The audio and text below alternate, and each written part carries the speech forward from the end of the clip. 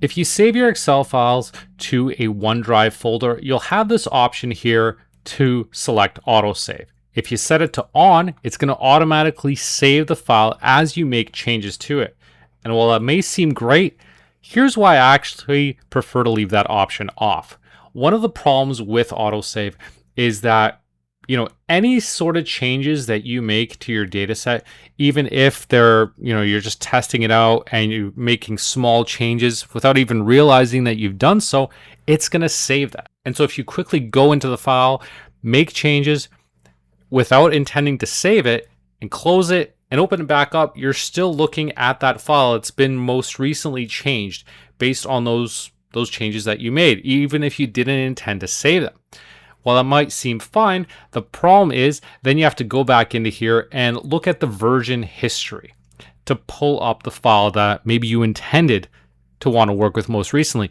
And as you can see, it can save fairly often. If I were to dig through these and try to find out precisely the file that I wanted to pull through, because I made a bunch of changes periodically over these days, it can be a pretty cumbersome process, as you can imagine, to get precisely the right edit that you wanted to, because you open a file one time, make some changes, and then later on do some other changes, and then you decide, nope, don't want to commit to those, don't want to save it. Well, the OneDrive has automatically saved it for you. So you can click on any one of these files to retrieve it and open up what that other version was, but then you also have to now spend time to see if that was exactly the right version that you wanted. And that's why I don't really like the autosave, and normally I set it to off, just because it can be a bit tedious for that reason.